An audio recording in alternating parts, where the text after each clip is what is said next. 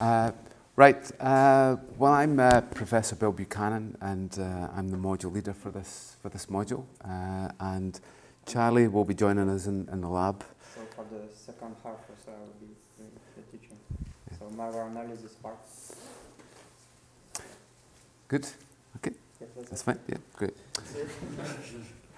Right then. So the module really splits into two main sections. We've really designed this by listening to industry. So we've listened to what industry really requires, and we look at the jobs that are around just now and listen to companies for what they demand. And a key focus for many is the understanding of network traffic, the understanding of how you can cope with an incident, how you can investigate it, and how you can quickly resolve it. These days, with an incident, you might only have a day, less than a day, to be able to respond to something like a data breach. So we've designed the module really to look at these elements of how you can investigate both network systems and also on end devices. So the two main parts that we're looking at, we're going to investigate some threat line detection to be able to pinpoint when an incident happens or when there's been an intrusion, and then to trace that back before time, because what you're doing is detecting something that might have happened months ago. The intrusion might have happened 6 months ago, and you've just detected it now. You've got to trace back and actually find out what happens. Then you've got to look at what happens after the event, the cleanup, and so on. And it can cause major damage to an organisation if you do not treat your incident properly. With TalkTalk, we had a massive data breach. It was very badly handled, and the share price has hit the floor and has basically stayed there. So your companies really need to be understanding of how they cope with an incident, how you investigate it, and understand what the scope of it actually is. So we'll be looking at some host investigation, and also a key part of what we're doing is to look at a corporate infrastructure. What we want to do is to be able to build up a complete corporate infrastructure with servers and firewalls and intrusion detection systems, and investigate how all those things fit together and how they work. It's a very complex hybrid system. There are so many different protocols, so many vendors, so many different systems. You might have a Linux infrastructure for your servers, but you've definitely got a Windows domain infrastructure for your desktops and your writes and so on. You'll have Cisco devices, you'll have software running in the cloud, and so on. So it's a very disparate infrastructure. It's very complex. You might have thousands of employees across the world. So it's a challenging task. So many companies have really addressed this by setting up security operations centers, and they are there to bring all the analytics from the organization into a central point and get humans to be able to analyze the alerts that are coming in. If you think about it, you might have billions of alerts every single day, and no team is ever going to be able to process all these things. So there's an important part of being able to reduce the alerts down, reduce them down, and to only see the alerts which are relevant for the organisation, but not to dismiss anything then. So we'll be looking at, especially looking at network protocol analysis, and especially in the higher layers of the stack. That's where most of the interesting things happen. That's where we see our malware intrusions. It's in the application layer. The IP layer, TCP layer, doesn't tell us that much these days. Firewalls can be easily breached. It's at the application layer that we see most of the interesting things actually happening. And then an important area for us is to look at our logs, our captures, and to be able to timeline. So our log might have billions of entries in it. How do we pinpoint that one intrusion that happened and find where it was and what happened after that? And then we'll look at some data hiding, especially in tunnels. And the second part of the module, we'll start to look in more detail at some malware forensics. We'll be running some real malware samples in our isolated environment.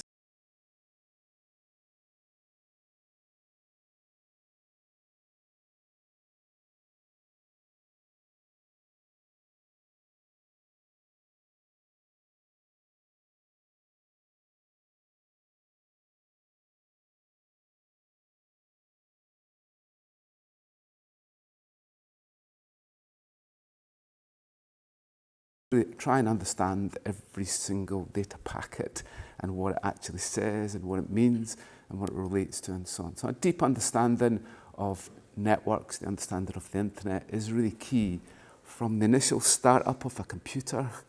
It's ARP request, it's connecting to the gateway, it's connecting to the internet.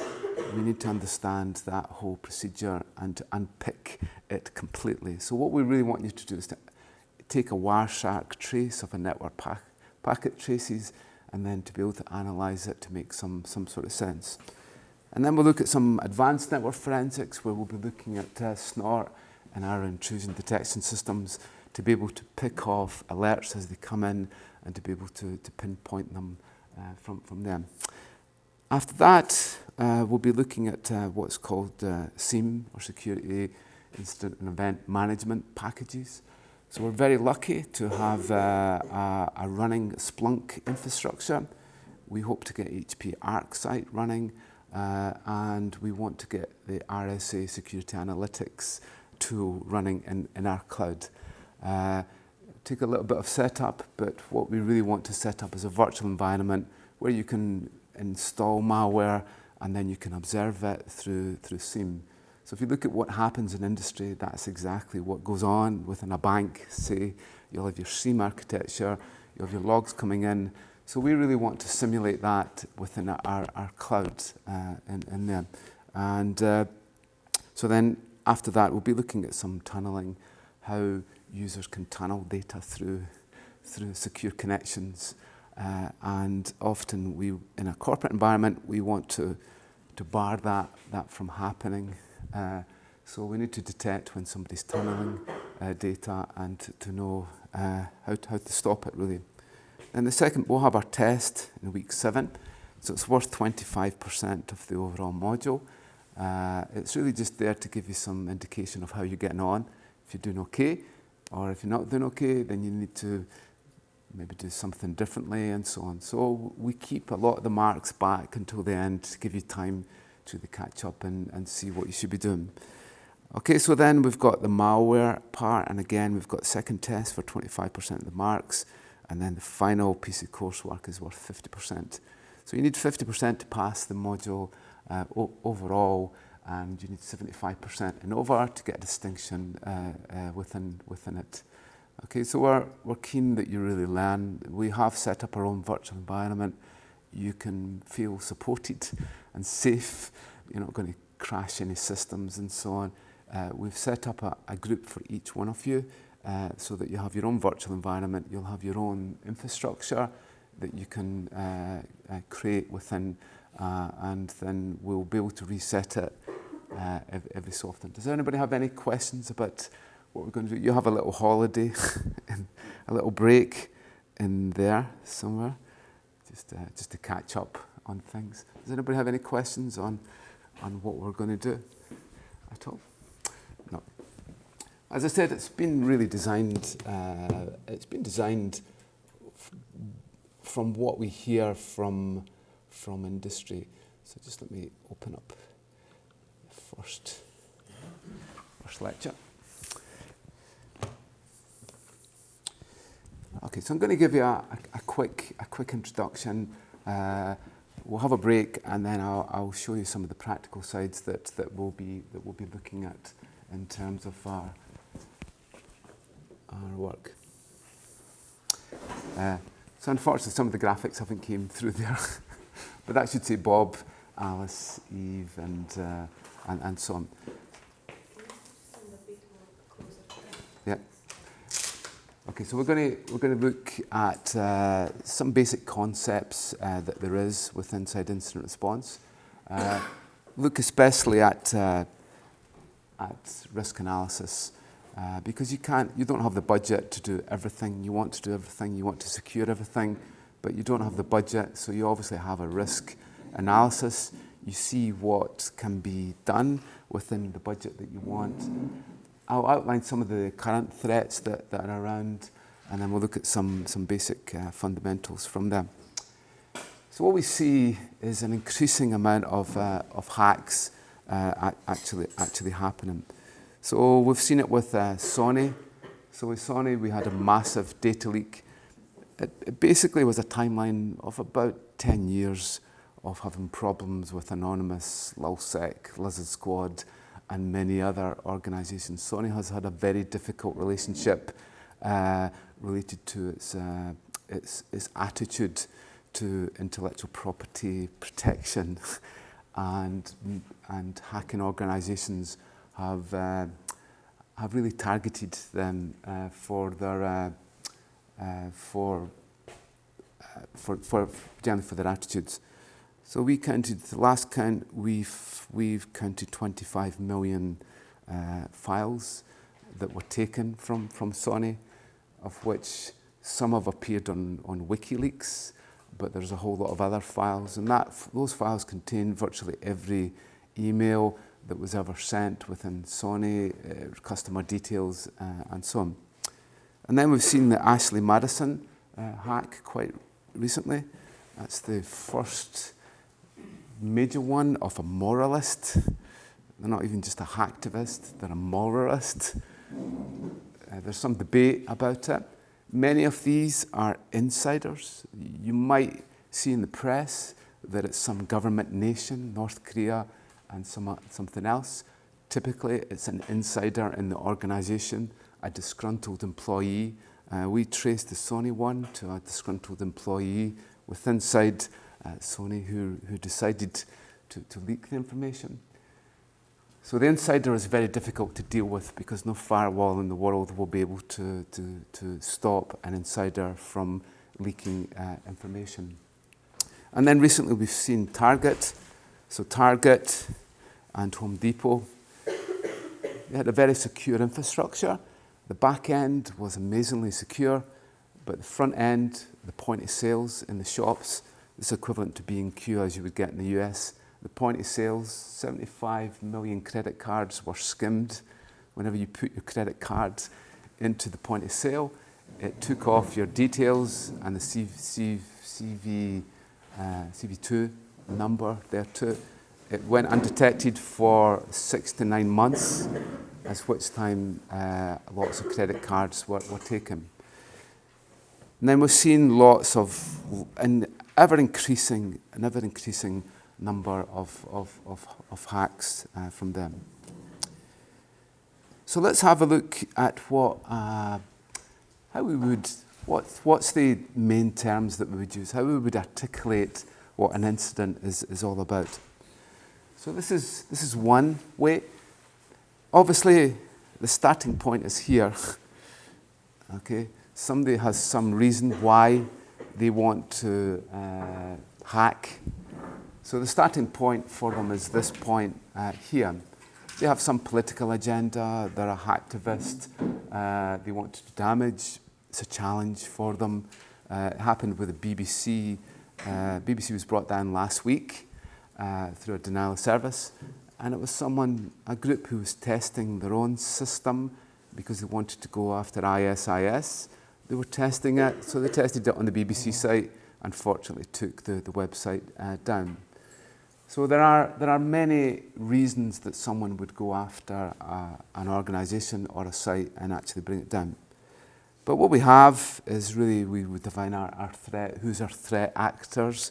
Are they just hackers, spies, terrorists, corporate raiders, military forces? We've seen last week that the Ukraine, it was suspected that there was some malware in a power station that was planted by another nation state that brought down the power plant. If there's one way to bring down the internet and to bring down the country, then to trip the SCADA systems which control the power plants, you will decimate the country economically and socially. They reckon that 90% of Americans would die if there was a major cyber warfare which brought down the power infrastructure for the country. So we've created a very fragile infrastructure for the internet. A power outage in any company, in any nation, would really devastate its economy and everything like that. So your power supplies are probably one of the most critical. The best piece of IT equipment you can ever buy is a UPS. It's the best thing that we ever bought because we used to get outages here, and then we'd go in, we'd get 5 minutes to close to to close the systems down, and we'd run to the server room, and unfortunately the power was taken away. And when you kill a cloud, then you've got a lot of damage, and it doesn't come back actually that easy. You'll lose a lot of data. So the UPS is your friend. The power outage can happen for a while, and the systems will keep going, and then will close themselves quickly. So it's probably the best thing that you can actually buy for your network infrastructure is the UPS, and a generator, of course, for the power for the whole for a site. So then we've got the threat is achieved by certain attack tools. So the attack tools, many attack tools, as we've seen, that you can have. We can craft them if we have enough money ourselves. We can have data taps and so on. And then those are open up for a number of vulnerabilities.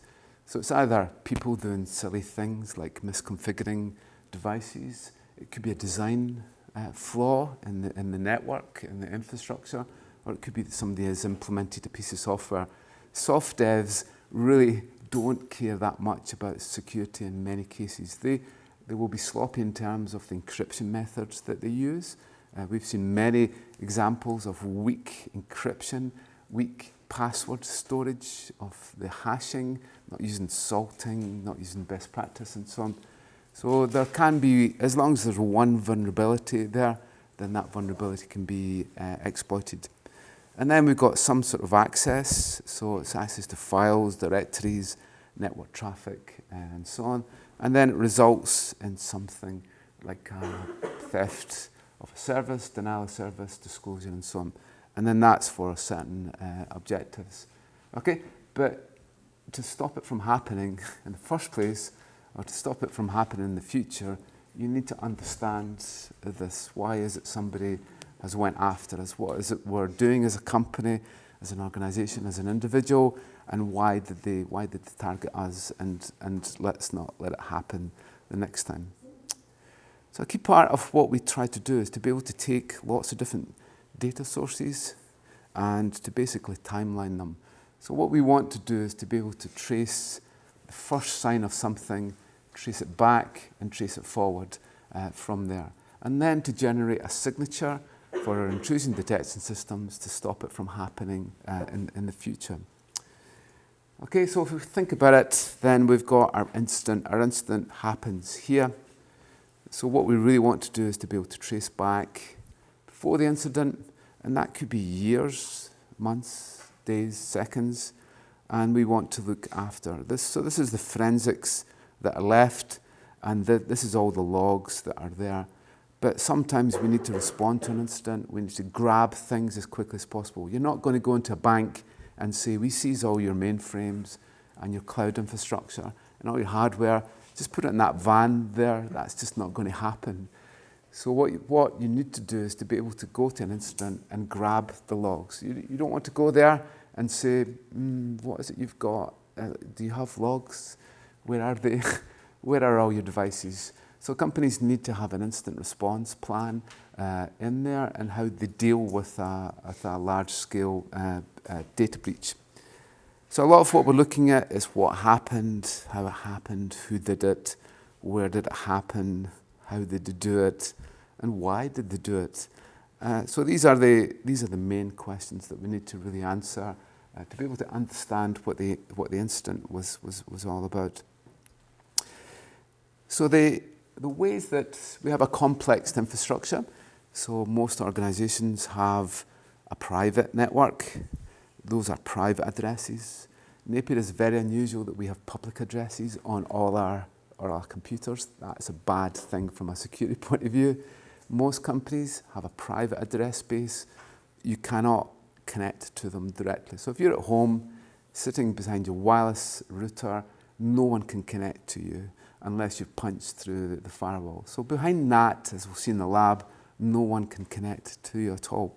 So this is private, and then we have a bit more public-facing infrastructure through our DMZ. So these are the services that our users and our public can actually access. And we need to make sure that traffic can flow that way, but traffic doesn't really flow that way.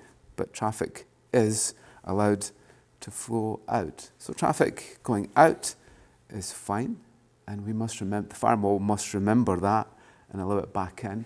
So we'll see that today where we set up our firewall. So we'll set up our basic DMZ today to give us our basic network architecture that we're going to look at in the rest of the module. But we need to remember that and then to allow the connection coming back in to the, because it does no good to allow the connection out if you don't allow it to come back in again. So the firewall remembers every connection that's allowed and then allows it back in if it's allowed it out. So the states that data can be in, is it data at rest? That's on a disk, on a system. It's data in use, that's in memory, in the registers of the CPU, and so on. So more and more, we're actually looking at this. This is live forensics. This is the things that are running, the calls, the APIs, and so on. If you really need to know what's actually happening this microsecond, you see it all happening in memory and in the processor. And then you've got data in motion. And the data in motion is obviously where we've got our network packets flying around the network.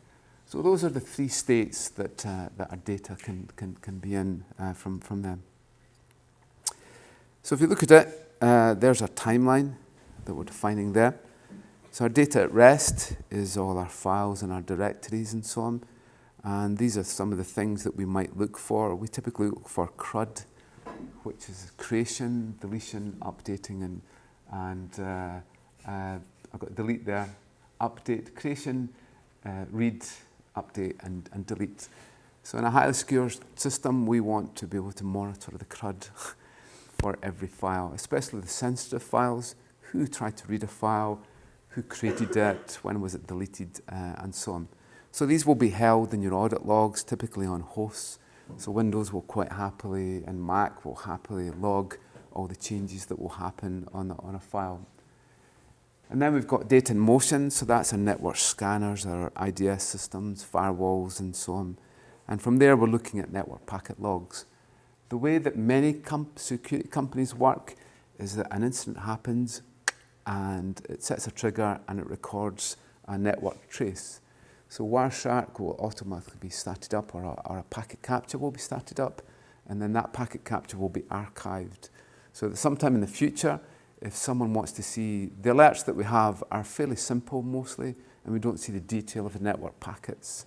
So what will happen is that if an incident happens, then the analyst can go back and actually have a look at the network packets that actually happen. But increasingly in secure environments, there will be deep packet inspection for every packet that goes in and out, and there will also be the recording of traces. The EU regulation that was discussed yesterday says that it's perfectly acceptable for a company to scan communications and to be able to detect things within them. The ruling was to do with personal things. If the company tells you not to use your email for social reasons, then they are quite within their rights to sack you if it's found that you've been using it for that reason.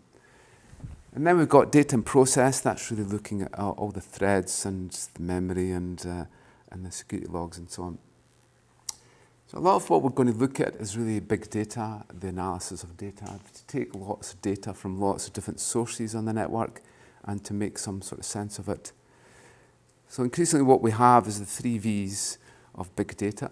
We have the volume of it, the masses of data that we have to analyze. We have the variety, so what's some kinds of data sources? What's the type of data that's coming in to us? In terms of all of the stuff coming into SIM? Yeah, so log data from thousands of different devices. That's right. So we've got computer type data coming in there.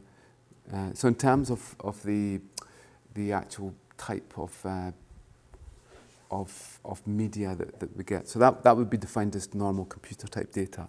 What other data would you get that was in a different type of format? CCTVs, yeah. So you got video. Was it? Email would be computer type data.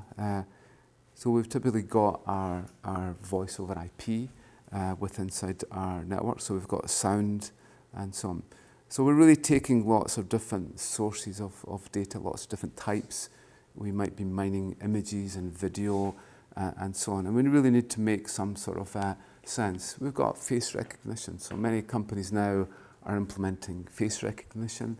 They're implementing retina scanning. So we've seen a demo of glasses that will scan your retina.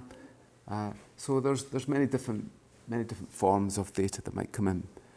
And then you've got the velocity. So some things will come in very fast, and you've got to cope with the amount of data. So it might be video, CCTV feeds is a good example. The data is really swamping you all the time. Or other things will come in very slowly, and you must be able to cope with them. You must create your systems to be able to cope with the fast data, and many companies now have Hadoop clusters to be able to process these things, almost like batch files there. And then the last one is very, very important, and that's the trustworthy of the data. If I get an alert coming in, can I really trust that? If I see a news feed coming in to say that there's been a bomb in a certain part of the country that relates to my company, can I trust? Is that coming through the BBC, or is that coming through some other news feed? So it's important that we understand the veracity or how we can really trust our logs. If this IP address is coming in, has somebody hacked that? Has somebody changed that? Has someone been into our logs and modified them at all? So it's very important that we really understand how trustworthy the data that we're actually looking at, because bad data will cause many problems. So people do this on the internet all the time. There's been several cases of people disrupting the stock exchange, feeding incorrect information through a news blog that isn't really very credible, but people pick it up. So there's examples of people saying, my company is going to buy this company. If that happens on the stock exchange, then the price of the stock price goes up for the company. The chap who's doing it then has already bought the shares for the company and then goes and cashes them in. So bad data leads to really bad, and if you get bad data coming into your system, it can really cause a lot of problems. So in terms of I appreciate it's a busy slide. This is IT, really. This is the environment that we live in. We don't live in you don't buy one vendor, you don't buy one technology and it sits as a box over there and it all works. You have a hybrid of things. You can't judge roughly what your company is going to be using.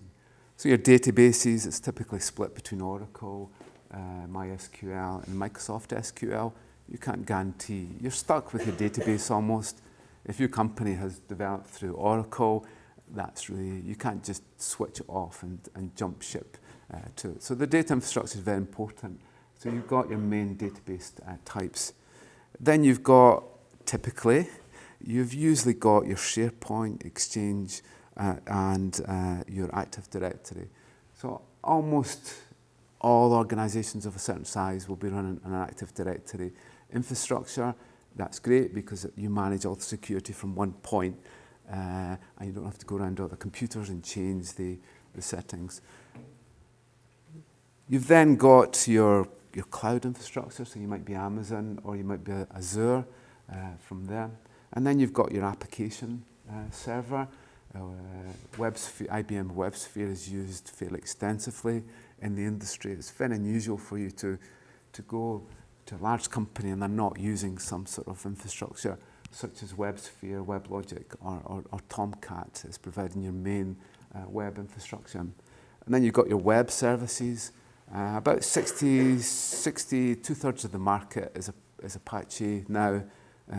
IIS, Microsoft IIS, maybe got 10-15% of the market, maybe reducing.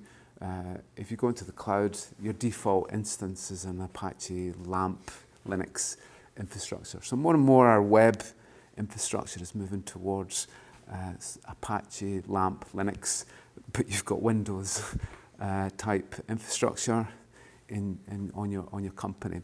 more and more this guy is actually sitting in the cloud. So Microsoft have moved their Active Directory. So you can set up a whole Active Directory service in an Amazon cloud. It's an amazing step forward. You can actually run your whole domain inside Azure. So it's not necessarily that your domain system is in your infrastructure. It could be running in the cloud, which obviously opens up many security problems there too. So then you've got all your network stuff. So you've got Cisco NetFlow, which gives us all our information about the traffic. So if you go into most security operation centers, they'll have a big display there. I've been around most of them in the area. I've been around some scary places, some scary security. I love going around them to see the different ways that they present the information. Everyone's different. Some will have news feeds from the BBC and Sky to see any news that's really kicking off. But generally they'll have a trend to show network traffic, and you'll be able to look up very quickly and see that your FTP traffic is spiking or the denial of service is happening there. So some places will have a really simple display, such as a traffic light, to actually show red, amber, green if there's something happening. So you can very quickly see that there's something actually happening. So we'll have SNOR, syslog servers and so on. And then we have our general IT operations, and this has given us our basic monitoring system for our network type devices. So that's the infrastructure that we have in there. And then when we're investigating, we're really looking at lots of different sources. So we're getting our own logs, our own information from our own network, which we own. But if we work with trusted partners, we're also getting log information and alerts from their site. But whether we can trust the information coming from trusted partners is obviously needs to be seen. But more and more, as part of an investigation, we're also looking into the cloud and looking at cloud service providers. So a lot of information now will be stored inside Twitter and Facebook, LinkedIn, and so on. And this gives us a source of evidence. Also, increasingly, there is more and more information that is held in the communication service providers. In the UK, we're implementing the Internet Investigatory Bill, which means that communication service providers will log every single access to the internet, and also all call logs and all location information. So from an investigation point of view, then a good deal of information about someone is actually stored inside those records. There isn't a warrant required anymore. It used to be that you needed a judge to agree. In some cases, a warrant is required for a police officer to get access, law enforcement to get access to that information. But in many countries in the world, you would need to get a warrant to be able to get access to it. Certainly if the jurisdiction is outside the UK, such as in Facebook and Google, you will definitely need to contact law enforcement in those countries and get some sort of warrant from them. Typically it's the area of the US, it's the law in whatever region of the US that you're actually in that they would comply with. So it's not an easy thing to be able to investigate across outside your own infrastructure. Okay, so there's a timeline. There's a timeline. Someone switches on the phone. They make a phone call. They connect to their Wi-Fi. It's okay. They'll then do a tweet, make a Facebook post, send an email, and things like that. So there are fragments of evidence all across lots of different sources in there. I want to find out what really they've been doing. So there'll be call records in here. So there will be the record when they first connect their phone to the internet. There will be then location information. So every time, does GPS is my GPS working in here for my phone? Does GPS track me in here? Oops, thank you. Yeah, when you're close enough to the window, normally it is able to pick up some signal. That's right. So what's the basic requirement for GPS to actually work? How many satellites? Three? Satellites. Three. 3 points. Yeah. So I must see 3 satellites, and there's no way that I can see 3. Really, GPS doesn't go through concrete and brick and things like that. So Still inside 100 meters. it's got better. It's got better. There are certain reasons why it's not so accurate. It can be accurate, but you need to see 3 satellites to be able to track your location. If you draw the circles, you need 3 to do that. What it does is assisted GPS. It kind of makes a guess. It knows you were over there a little while ago, and the signal strength has gone down a little bit, and so it makes a kind of guess. It's assisted GPS is what it's called, and it's losing GPS, and it just pretends. It's also using the local Wi-Fi. It's also trying to see which mast you connect to. Now there are masts in many places that you don't see them anymore, but you connect to a local mast for the Wi-Fi, and you know roughly you're in that region. So you can track someone very happily. Google remembers where I've been for the last 2 years. Everywhere I've been, it tracks it. And I was never asked to track it. Google just does that automatically. And the same happens on your Apple. You are automatically tracked. And if you go for your record, you can actually see exactly where you've been at every given time. I'll try and give you a demo of that maybe after the break. So then we've got things like web records and so on. We've got a log within our cloud provider, and then we've got our device logs. So when we start up our computer, it obviously has a log. And we've also got an internet cache there and so on. So there's a whole lot of evidence that's really gathered inside the infrastructure that we can use to be able to trace. So then often what we do is that many companies now set up a security operations centre. We're very lucky in Edinburgh. There are probably more security operations centres here than in most places in the world. So the security operations centre is there to run 24/7 to be able to monitor all the infrastructure. So typically the analysts are working 12-hour shifts and so on, really quite intense, listening to all the logs in the network to be able to understand. So they're probably running 2 or more SIEM packages. Splunk is one that's used fairly extensively in the market. HP ArcSight, QRadar are other ones in RSA, Security Analytics. So hopefully we'll get some exposure of each of those. But the Splunk is giving you lots of alerts, and a lot of it now isn't structured data. Structured data isn't very good because once you've structured it, it becomes quite difficult to unstructure it. So a lot of stuff we're looking at now is unstructured data. It's free text. I want to search for the term Bob and Wi-Fi access and a certain IP address, then it should be possible for me to put that as a search. So more and more what we've got is flat data. It has been mined for its key elements, for various tags. So Splunk will quite happily go into WebLog and pick off where the IP address should be, where the HTTP method is, and so on. And then it helps you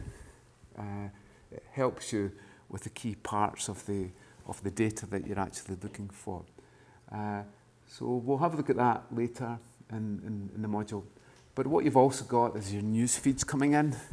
So if something is happening, there is some security event that's kicking off, then you're actually seeing the news. And you're also looking at the CERT database to look at your CVE numbers, to be able to see the latest. So whenever anything is announced, you'll see your logs go sky high with a certain type of malware, a certain type of threat as people go and probe. If you haven't patched fast enough, then someone can come in and use the latest vulnerability. So it's important that you keep up to date, you keep training yourself, you keep watching all the the main blogs to be able to find out if there's anything new actually happen. So what's the basic patterns of intrusion? So what we don't want is for someone to get to this stage here. So we want to be able to listen and hear and pick off the early signs of an intrusion and stop it. If it's an insider doing something bad, what's the best way to find out if somebody is committing fraud? What would be what's probably one of the best signs that an employee in your company is committing fraud? New car.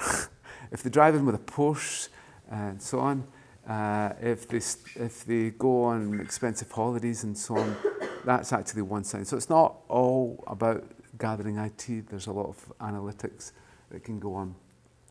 So we have outside reconnaissance. We can't do much about that. So that's people really looking at DNS records, IP addresses for the organization, looking up intranet information about the company to find the staff that are involved. Many companies don't publish their lists of staff and the contact details. In academia we do, so it's possible to find out what room number someone's in, probably even what IP address that they've got. I think on the Janet network, it's possible to find out the IP address of academics' machines because they were registered a while ago. So that sort of reconnaissance is really caging the joint, maybe to go and look around the building to see if there's any places that someone can get into, and really understanding the footprint of it. There are social hackers, human hackers, that are employed to go into an organization and to pretend to be someone and then gain access to systems. And you'd be amazed how many times it's successful. Just by knowing someone, you say, I'm here to see Fred, I'm here for a meeting. If you have a nice business suit, then it's okay. You'll find a lot of security staff won't ask for IDs because they don't want to not be polite. So then we've got the inside reconnaissance. That's really people looking around the network, pinging, tracing the services, finding out where all the infrastructure is. After that, they find an exploit. Usually it's a low-level exploit to get them a foothold. If they go after the sysadmin account, then they're going to be detected. So a lot of intruders will come in at the lowest level that they can, under the radar, and then they will try to escalate from there. Not straight away, but over months and years.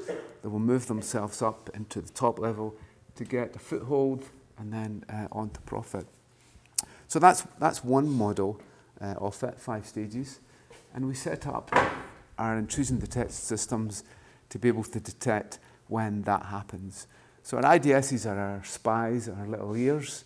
If we detect something at any of these points, we do something about it and we close it off, and we make sure if it's an insider, we tell them not to do it or we sack them.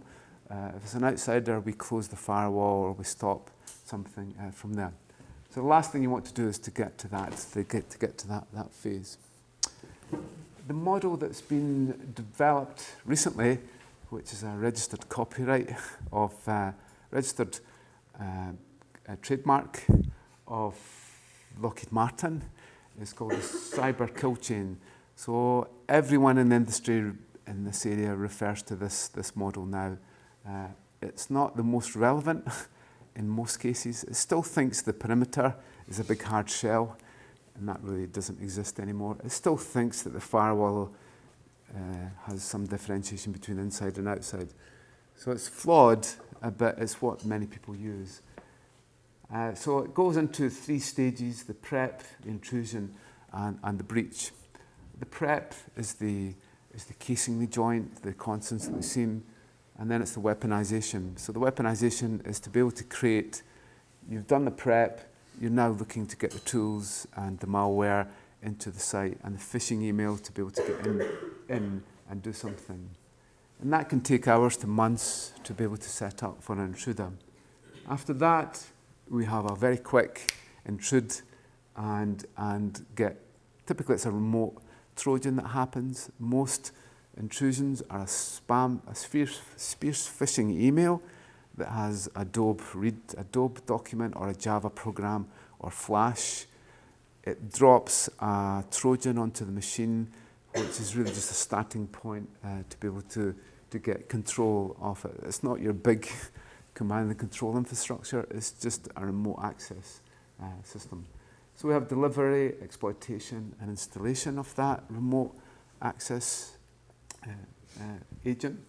And then after that, we have an active command and control after it, which might go on for months or years. There are breaches that have happened that 18 months has been leaking data from the organisation. So this is the model that many in the industry actually use. And so in terms of risk, it's very important that you understand that it's a risky business. You don't have the money to stop everything from happening. So you will have intrusions. Your systems will go down. They will crash. Things will go wrong. But what you have is a risk mitigation strategy. So what we look at is the likelihood of an event and happening, and really the cost to mitigate against it. Something that happens at the top region there is it's going to be a high cost to mitigate, but the chances of it happening are very low. So a terrorist attack on a university in the UK is a very, very low likelihood, almost zero. The cost would be very high to mitigate against it. So it's just not worth it. A major explosion on a site would be another one like that. It would be very costly. But when it comes into these two orange regions, something that has a low likelihood and it's not going to cost that much, we might mitigate against it. It's maybe worth it. Something that's highly likely with a high cost. Give me an example of that. What's a really good thing? It's going to be costly, but what's a really good thing to invest in for your data infrastructure?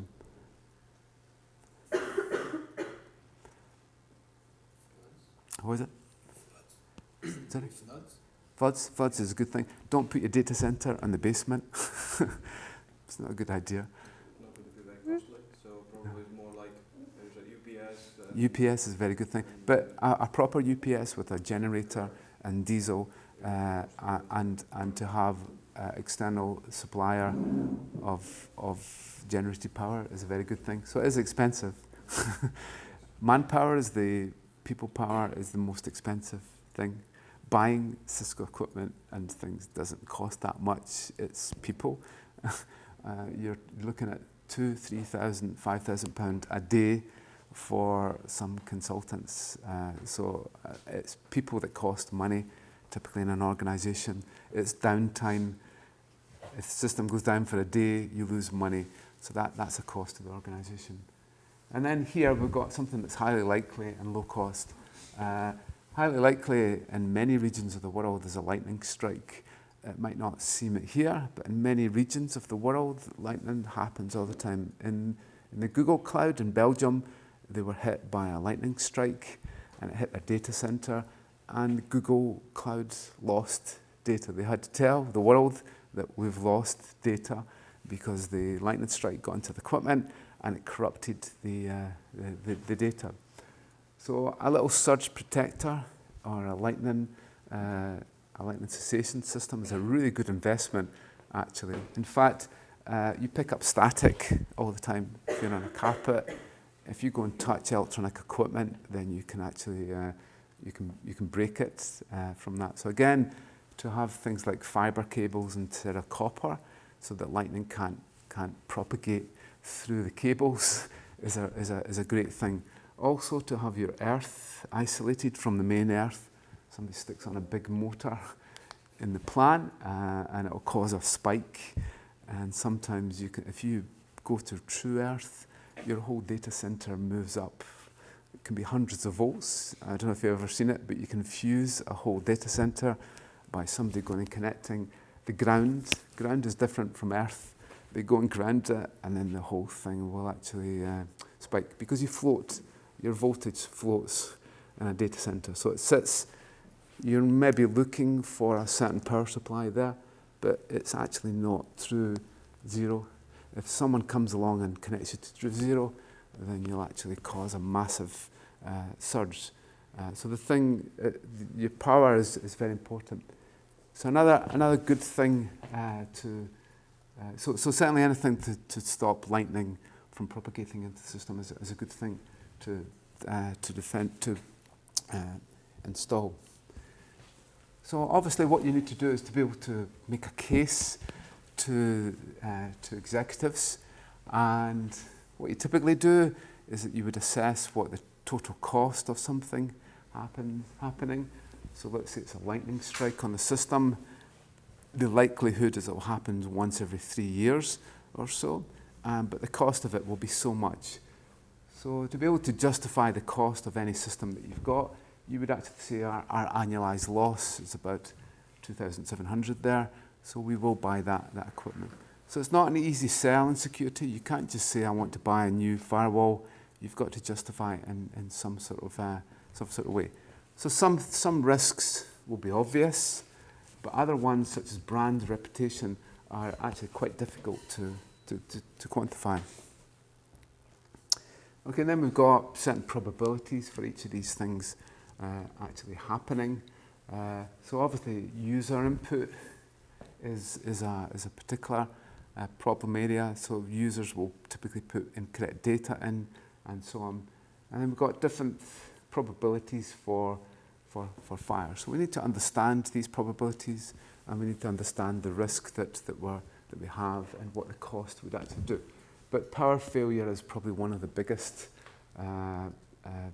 things that need to be mitigated against. And in certain regions of the world, you can have a power outage for days or weeks while supplies are brought back online. Probably one of the major problems that we have is that we talk one way. We talk about Cisco firewall rules and ACLs and snort logs and TCP packets and ports and so on. And someone from a business point of view only understands healing patients and making money, doing business better, and so on. So a problem that we have is how we articulate security into business context and how business people can understand the issues that we face. If we want investment, then it's important that we understand the business consequences of this. So when it's put in terms of brand reputation and share price falls, then most business people can understand that kind of thing. If you say it's to make my snort logs run a bit faster, or make me easier to configure my firewall, then they tend not to understand that type of approach. So we have a gulf there, but more and more security is moving up to an executive level and onto the board. So it's an easier sell than it used to be. So a basic ontology that we use when we're actually defining these things is a threat may exploit a vulnerability, which opens for a risk, which contains an unwanted incident. So it's important that you get a standard way in a company to be able to articulate security that businesses understand. And often what we do is that we identify any risks that we have in our company. We see how often they're likely to happen. We analyze them, and do we accept them? If we accept them, then we must keep reviewing to see if there's a change in the landscape. But if we don't accept them, then we treat the risk and we go back again. So it's important that we keep going round. We have a risk register, we understand the risks, and we keep it up to date, and it becomes a moving target. So we'll have a break for just 5 minutes, and then we'll actually start to look at some real threats. Okay, thanks. Right, so just to give you an introduction to really show you the scope of the type of threats that we face just now, I'll give you a quick overview. I wouldn't assess on anything we're going to do in this first week at all. I'll give you a heads up on what the website looks like, how you use it, how our cloud is set up, and so on. So all the background material is, we've really got got set up. And we'll hopefully get in people from industry to be able to see the types of roles that they go into. But the module really been created by the types of jobs that we see our graduates going into and the demands from industry. So there are many threats, and I mean obviously one is our rogue access points, rogue SSIDs. I have a mobile phone, an old Samsung. I've installed Linux Kali on it. It quite happily runs all the tools that Linux Kali would do. So it's not too difficult for an intruder to use a phone or even their own laptop to be able to create a fake SSID, such as free Moonbucks Wi-Fi. So you've really got to watch if you're on the move, if you're in a hotel. Don't just take it for granted that you're connecting to the hotel Wi-Fi. You could be connecting to someone with a phone next door. So always be careful when you're on the move about what you're connecting to. You should always connect to a VPN infrastructure for your business. SSL is rubbish. SSL is terrible. It is open. Anything with HTTPS or anything like that isn't secure.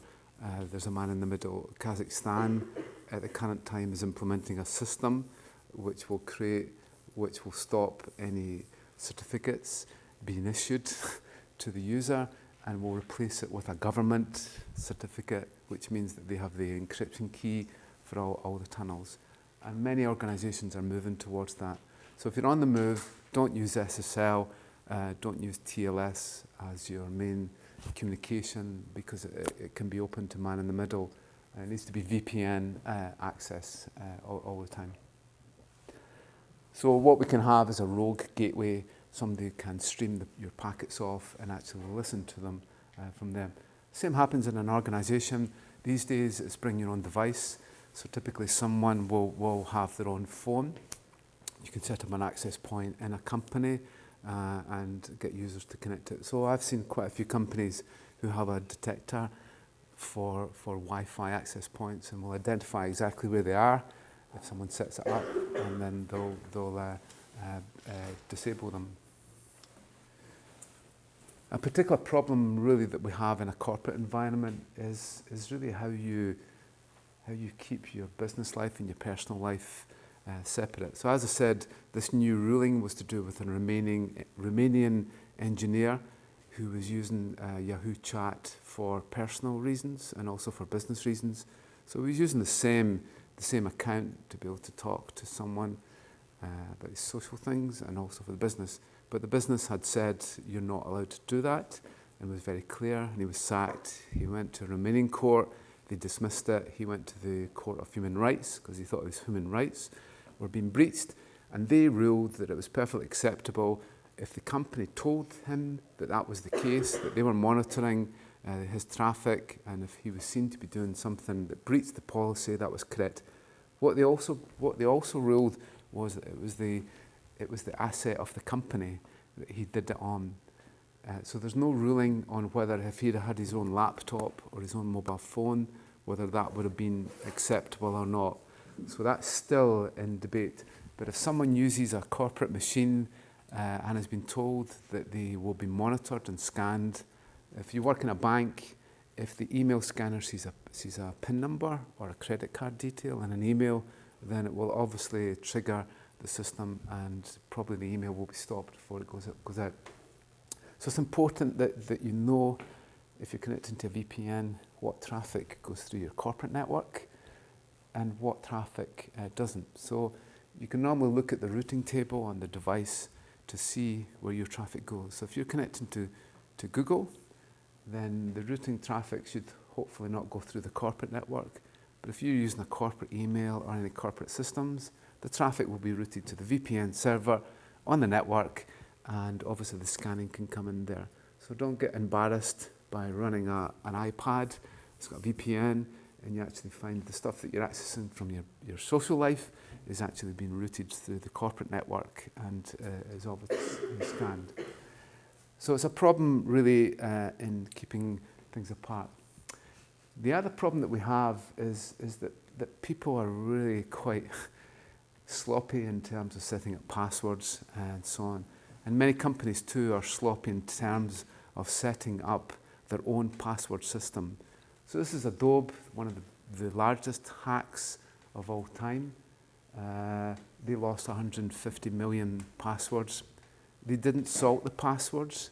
They allowed users to have 6-digit passwords. And the most popular password, selected by nearly 2 million people, is 1, 2, 3, 4, 5, 6. 2 million people selected that as a closely followed. 500,000 people selected 1, 2, 3, 4, 5, 6, 7, 8, 9. They're never going to think of that one, are they? Followed by password, Adobe 1, 2, 3, and so on. And because they hadn't salted the passwords, it meant that when the intruder cracked the hash, they had cracked all the ones that were the same password. So immediately, once they had cracked the 1, 2, 3, 4, 5, 6, 2 million accounts were now breached. So make sure you implement salt. Salt itself is pretty rubbish these days. We have GPUs, NVIDIA GPUs that have 4,000 cores in it. You can rent that in the Amazon cloud. The cracking of hash passwords is an easy thing now. Anything that has MD5 or SHA-1 or anything like that is easily crackable. There are methods that are slow and are intentionally slow for hashing, and those are the methods, bcrypt and so on, intentionally make it quite difficult to generate a password. It's those methods that should be used on a corporate website and not using the standard hashing methods. And then what we have is a jump off. Most people will keep the same passwords between each of their accounts. So if one of your accounts gets breached, they will then jump off. There's been several hacks that have happened this way, that they've managed to get one of the accounts and find out one of the email addresses. Many of the breaches, I think there was over 1 billion email addresses was gathered by a botnet recently, and that was released onto the internet. Basically, it was SQL injection going around each corporate website and be able to gather these email addresses with passwords. So if you don't change your password on a regular basis and have different ones, then someone can go and breach a lot of the accounts. So if possible, always implement some sort of two-factor authentication with an out-of-band mechanism for proving the identity. So why did they find out-of-band? What is out-of-band authentication, and why is that different from a normal types of authentication?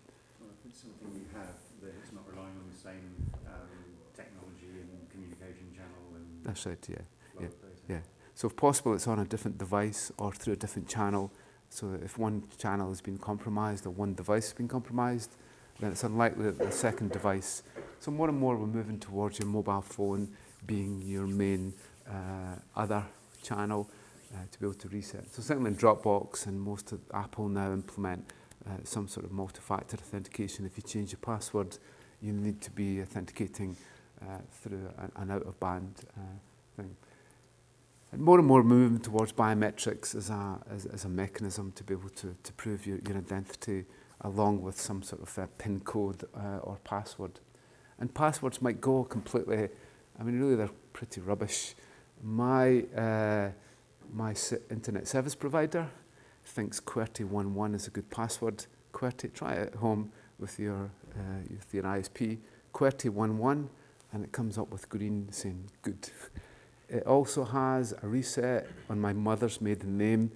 So I've told my provider that I don't want that, because anybody can find your mother's maiden name, and it's always like a legacy. So these are the systems that they're going to be logging everyone's communications, and you really got to worry that if they use such weak passwords, is the security infrastructure there for them to be able to keep our data actually secure? So that's a major problem. Device poisoning is also something that can happen. The ARP protocol, as we'll find, is the most amazing thing ever and the worst. It's the worst protocol and the best protocol. It's the best protocol because it just allows me to switch on and the whole of the internet can find me straight away without me having to register somewhere. So that's amazing. It does that last little bit, as we'll find out, that last bit between me and my router. Amazing, but it's rubbish from a security point of view. In the same way that DNS is pretty rubbish from a protocol point of view, ARP is the same. So anyone can poison your ARP cache. Anybody can pretend to be the gateway by sending it a broadcast saying, I'm the gateway, I'm Spartacus, route through me. And there's nothing to stop. So you'll see in the network, don't assume that your networks work straight away. If you go and ping and it doesn't work, just give it 30 seconds or so. ARP needs time to learn and needs to go out and probe.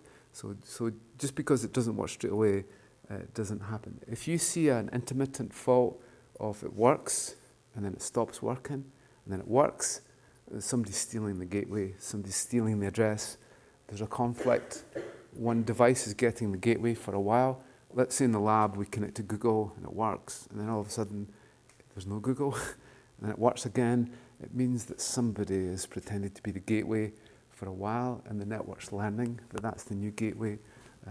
So just watch in the lab. If you do find there are problems like that, then we'll fix them and try and diagnose these types of things. So ARP is a really terrible protocol.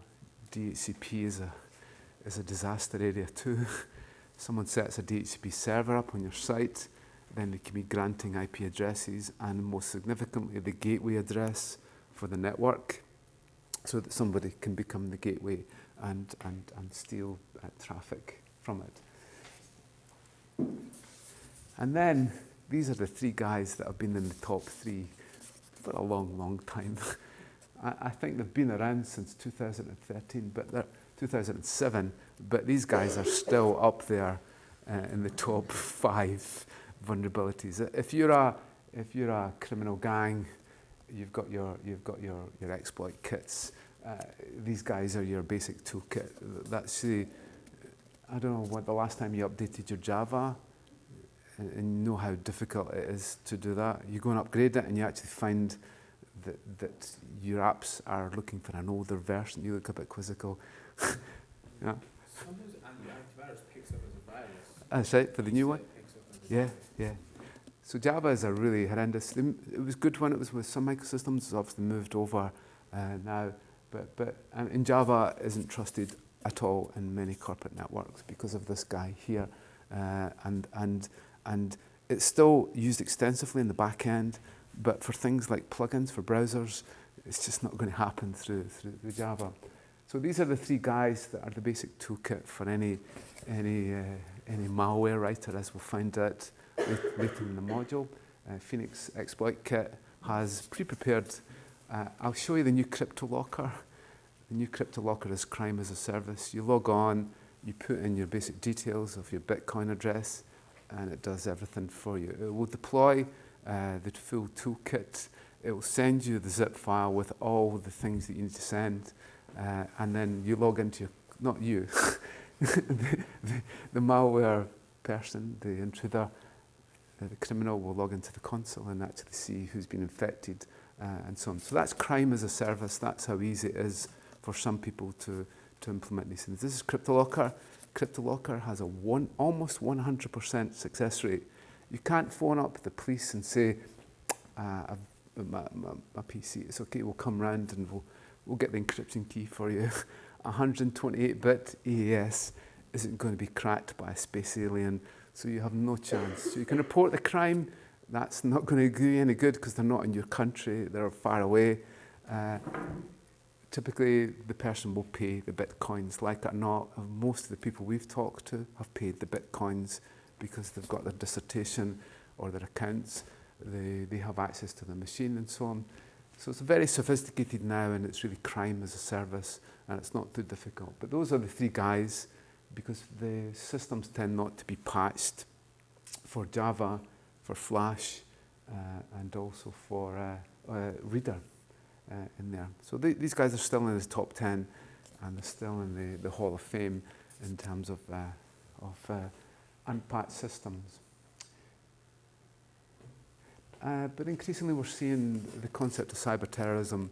So the nations of the world know that on a conflict, in a military situation, you don't necessarily have to send in tanks and planes and bombs and troops. You will do that eventually, but if you want to decimate a country, trip the power supply for the country, and you will decimate it. There'll be no communications.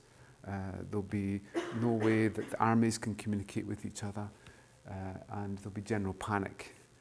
So there's a real worry around the SCADA systems, and in the Ukraine there was some malware detected that actually brought down the power station there.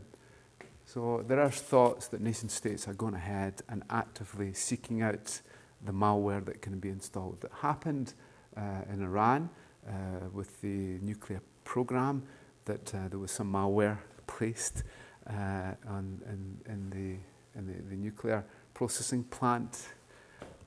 Some people have been accused of that. I wouldn't like to say who it was, but nation states are actively weaponizing through cyber. And with cyber, if we have a cyber warfare, we'll just kill everything. I mean, really, everything will just go.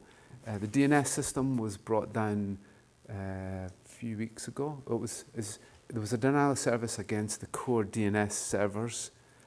We coped with it because there's a cache that happens at the lower levels. As long as all these machines remember the entries, then everything is fine.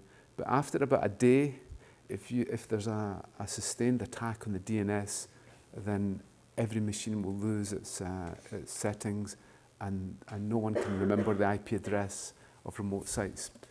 So there is critical infrastructure, there are critical choke points that if we're attacked, the internet isn't quite as distributed as it's meant to be. If you look at the main traffic flows, they all go through certain choke points. The Janet network goes through King's Buildings, goes down to Leeds, then goes to London. There's the Links Exchange in London, and Canary Wharf, and so on.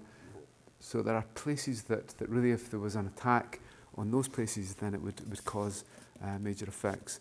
Between Scotland and the US, there is very few direct communications apart from by satellite. So if there was to be a major outage in, say, London, then it would really affect the traffic here. And we've seen it with Janet. Someone attacked the Janet network, which is the academic network in the UK, and brought it down for 2 days. Nobody could access Moodle and so on because there was a denial of service against the infrastructure. So cyber terrorism is a particular problem. And obviously, as we've seen, floods, disasters, tsunamis and so on can be something that can happen, that could happen within certain regions of the world. And you need to understand where all your infrastructure actually is. Then there's things like eavesdropping, people listen to your communications and so on. And what used to be a major problem in the past was people leaving USB sticks and CDs and things like that and selling their laptops. They think they've erased it, but when you forensically examine the disk, all the files are there. And the same with cameras and phones and things like that. People think they've erased them, but the software hardly ever erases things. To securely erase a disk takes many, many hours. So I've seen the factory that you go to for a disk that you would get in your TV player. Now, I think it takes many hours to actually erase that. You've got to write to it again, read, write. It takes a lot to actually get rid of it. You can't just say erase star.star and it does it all for you. That just releases the file table. To do it properly, it needs almost like a factory setting to actually do it. So logical scanning is where people just pick up your discarded media and can go through it and find. So we've seen cases of a nuclear missile plan in the Far East. That computer was sold on eBay. There was one with a Ford, I think it was the Ford car design on it, one of the computers that was sold. The researchers at the University of Glamorgan, every year they go and buy computers from eBay, and then they examine them to see what's actually left on them. I think they look at about 50% of them actually have something that could be sensitive on them. So then there's physical attacks. Best, cheapest thing that you could ever do is get some locks on your door and to have a zone that people aren't allowed into. You'll see if you go into most places, the data center will be right in the middle of the building. Don't put a data center or a SOC center beside the window, because somebody could climb up and get in through there, or chuck bricks or things like that. So you put it in the middle, and then you have a zone around it that guests are only allowed in if they're accompanied by other staff. And you have layers of security around that. There are certain people that aren't allowed into your operation centres. Don't do things like mix your cables. So you can see our cables, well, not maybe in here, but in many of our classrooms, you'll see the trunking with a cable. Somebody can quite happily come along and take the trunking off and cut all the cables, and don't mix your power with your network cables there too. So there are things that you do from a physical security point of view to make sure that you can't get damage. Don't have it that somebody can drive up to your building with a big van, a big lorry, and crash into it. Your perimeters should be set in heights. A dog with sharp teeth is actually a very good... I've been around some security operation centres, and all of a sudden you see this big Alsatian come along. It kind of looks at you kind of strange. So if you have an intrusion, then a dog actually is quite a good thing. I can assure you I have seen that. A dog is quite a good thing. And then you've got things like interference. If you use a Wi-Fi network, somebody could come along with a big, massive antennae and swamp your whole Wi-Fi network and actually bring it down. It's a standard military battlefield situation. First thing the military will do is swamp the whole area with high-frequency, high-intensity radio waves, which kills the whole network, but they can still communicate because they have a sort of magic channel that they can actually use. It's called spread spectrum, is the way that they actually do it. Then there's visual spying. It is possible for somebody watching your keystrokes, especially if they're trained, to watch them. It's even possible by hearing the clicks of it. Some people have done some research that the electromagnetic waves that come off the keyboard can actually be detected from afar. So visual spying is obviously a problem in there. Misrepresentation, you actually find that the pen testers will pretend they will take on a certain role and then try to get into an organisation. And many people will be tricked by someone in authority asking for their password. And then increasingly what we see as Trojan horses is the main attack vector for many systems. It's a phishing email that will install a Trojan on the machine and create the back door. And many users are still tricked by these types of things. We've seen worms and viruses, and they're mainly gone away now. But the biggest threat just now is probably distributed denial of service. And the problem with it is it's very difficult to stop Eve, but allow Bob. Network packets, it's difficult to know what's valid and what's not. And the problem is that Eve is a compromised node on the internet, is a botnet, and Eve is controlling it remotely through a proxy. So it's very difficult to switch off these machines across the internet. So increasingly, it's not just network bandwidth that's been exhausted, it's the CPU and the memory of the end device, and it will generally bring the system down. So it happened last week with the BBC. It's been happening all over the place. We hear about it all the time from companies that we deal with, but you don't necessarily hear it. But denial of service and the toolkits that are used for it are prevalent on the internet. And the slight problem that you have is that some people will use a hacktivist point of view. So is someone who's attacking ISIS is it valid for them to use a denial of service tool against as opposed to a business? And so it's very difficult. There's no ruler of the internet. There's no one who can really govern what's right, and it's typically the intruders are in different member states, so it's difficult to trace them down.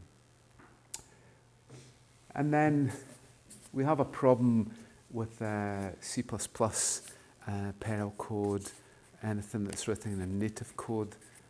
We see software developers typically will allocate memory and forget that the memory can be overflowed or underfilled. So we have buffer overflows. And that's typically native code. And unfortunately, or fortunately, we're moving back to native code with the greater uses of Python. The industry is moving away from C# and Java back into native code again. So we're still seeing the same problems. And probably many of the problems that happen for vulnerabilities are caused by software developers not looking after the programs correctly. Then we have things like covert channels, so it's possible to hide information in valid-looking packets. So in this case, the intruder is hidden the message go within two network packets in the TTL field. And then we've got spoofing of devices, as we've seen, and impersonation is obviously a problem on the internet.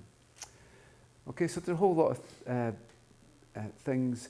One of the most important things is that an intruder will generally weave through the network.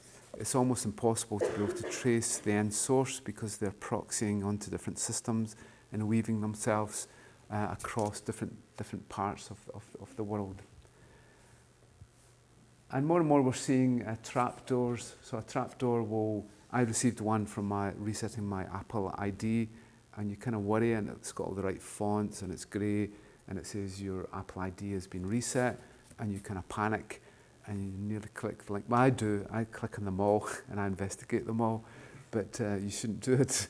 But it's easy to trick users these days. So that we've seen ones where it's your daughter has fallen at school, and she's had an accident. Please click on this PDF to actually see what you need to do next. And that will trick most people, because you say, my daughter's fallen. Click on the PDF, installs the backdoor onto the machine. And they won't actually they'll go after the PA of the person rather than the person themselves, because they know the PA of the person they're after has all their details and their calendar and their email and things like that. So rather than targeting the person that they want, it will be some other person.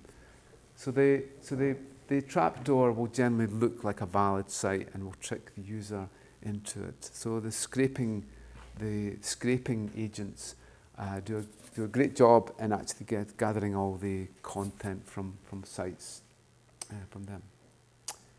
Okay, so just before we kind of start, there's a few fundamental areas that we really need to understand before we start to sort of analyze our systems. So we think in characters and so on, but unfortunately computers think in ones and zeros. And then we encrypt and we encode, and then the actual binary that we have, we can't really print the characters. So they become non-printable characters for us. So we need a way to be able to represent these characters. So the three main methods that we use and will be used to be able to search for things is hexadecimal, base 64, and octal.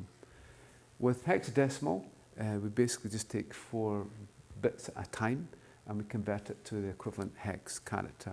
So in this case, we have a 1 and a 4, which gives us a 5. So the good thing is that we only have to count up to 15. So can anybody tell me what the hex of that is?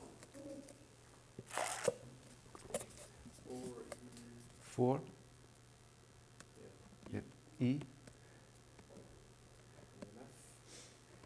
then 1. Well done. Yep, that's it. Okay, so it's easy because we just take the 4 bits at a time and convert them into hex. So try and get used to hex, because that's the way that we normally look for bit patterns. We can't just look for things with text. We often have to look at the hex or the binary, and it's going to be very difficult for us to write that out as a value for searching for it. So hex is used. With base 64, what we do is we take 6 bits at a time, and we look up a table, and we get the corresponding character, which means that they're all printable characters. So that it's the way that we send a binary document through email, because the internet doesn't like binary, it just likes text for many protocols. So in this case, we've got a 1, a 2, and a 4, and a 16, which is 23. So that's the X character there. It tries to fill 24 bits at a time. So we fill up the first 4 here. If it can't fill up the rest, it puts in equal signs to it. So we often identify base 64 with the equal signs at the very end. So in the first case, with 3 characters, we just happen to fill all the 24 bits. So when the base 64 equivalent for that one just happens to fill that okay. So just let me try and find an example from there. We'll just bring that.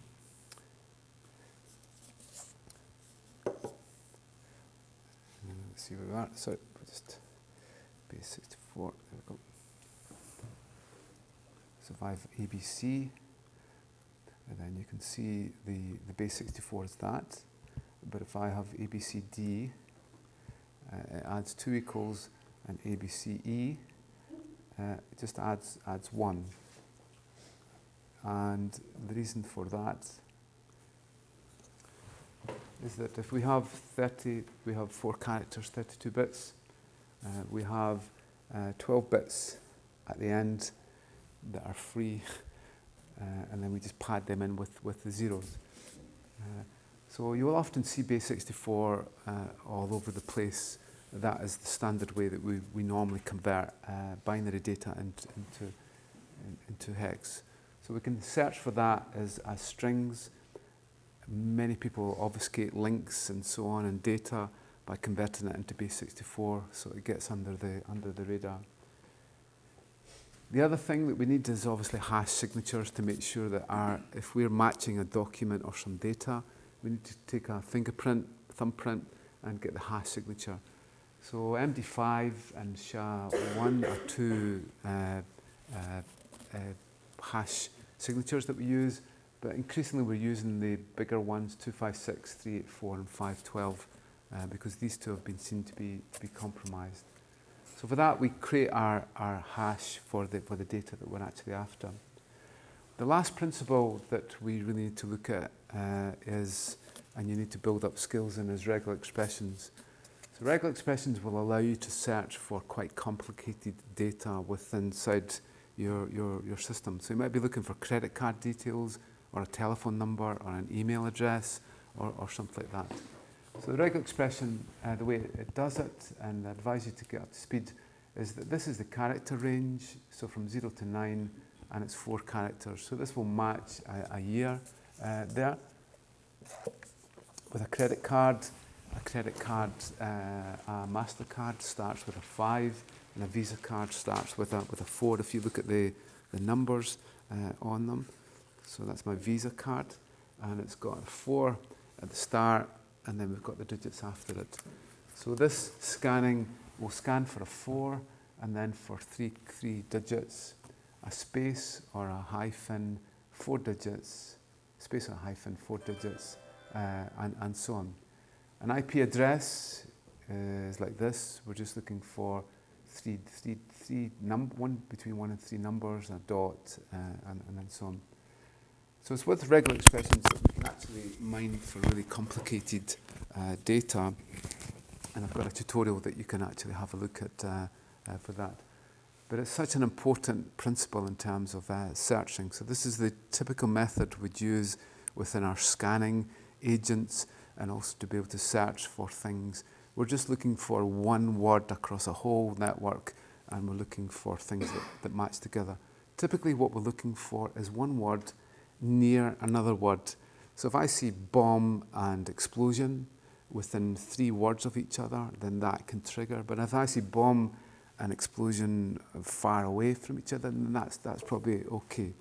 So a lot of times we're looking at generally matching and trying to make some understanding of the sentiment of it. Okay, so those are the key principles that we're actually going to look at. And in the lab, we're going to be using our vCenter infrastructure. So what you should find when you log in, when we do a lab today, is there's the module number should be there. And then inside there, you will see your own virtual machines. And the lab would like you to work in groups just now, but at home you can work on your own group number. So the firewall we've picked is pfSense because it's used quite a lot of industry. It's free, and you'll find it's a powerful firewall that can do most of the things that you would really want. But we're setting up a private network, a DMZ, and a public network, and you should be able to connect to the internet. So the drill that you've got, and try and do it blindfolded almost, is to just get your firewall configured, get your machines, and get onto the internet from each of them. So once you understand creating the network architecture, we'll move on to more advanced methods that we can actually start to look at how we set up alerts and how we can set up our SIEM infrastructure.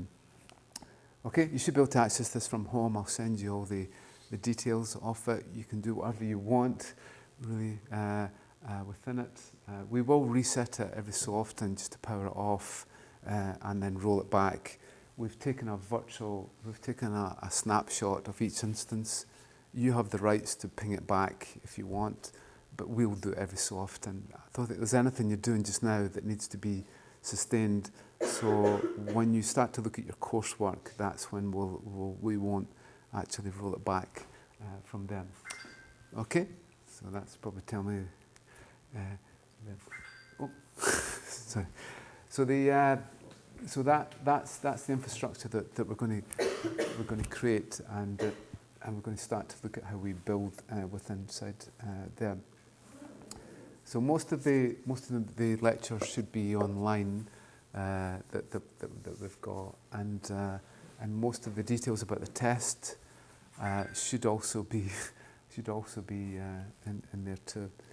So I'll just show you the main module page from here. Oops.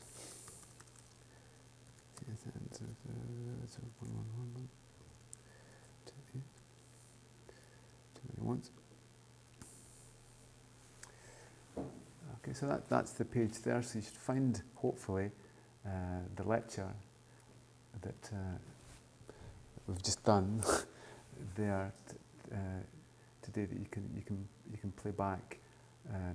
But the lab that we're doing today should also be there.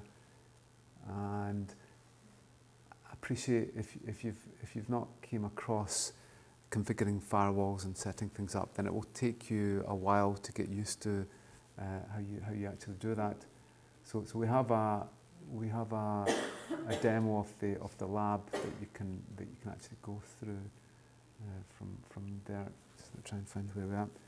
Yeah. So the demo of the lab should be in here, and then this will take you through basically how we set up. So try and go through this in some detail and really understand how you set your firewall up and how you set your hosts up. Does anybody have any questions at all on the module and what we need to do, and or anything that we've covered up to now? Yeah, regarding the coursework. Yeah. It will be kind of a project or what? So we really like hands-on practical things using unique scenarios. So we want you to investigate a real-life malware or a real-life incident. We're going to give you lots of network traffic and lots of host logs and so on, and you must make sense of it inside there. So it's an investigation of a real-life crime. Somebody's been sharing illegal material online. You've got to investigate it. Any other questions? About the test? The test, yeah. It will be multiple choice or? We're not allowed to use multiple choice at this level. Some of them will be fixed answers. So I might ask you what's the IP address of the web server from a Wireshark trace, or I might in Splunk ask you at what time of the day did somebody put an incorrect password So there'll be some questions which are just a fixed answer. Other questions will be a small description. Okay, that means practical things or? So you'll examine a Wireshark trace. It'll be fully explained, everything that you need to learn from it. Any other burning questions? No? Well, what we'll do is you have a little break and we'll get you set up in the lab in C27. We'll get you into groups and then we'll get you to work on your firewalls. Just take your time with setting up. Some people have done firewall configuration and setting up networks before. Other people haven't. So just take your time and then hopefully we can create our whole network infrastructure and it gives us a base to work on. Okay, well thank you. So if you appear back in the lab about 5 past or so, I just get things printed out.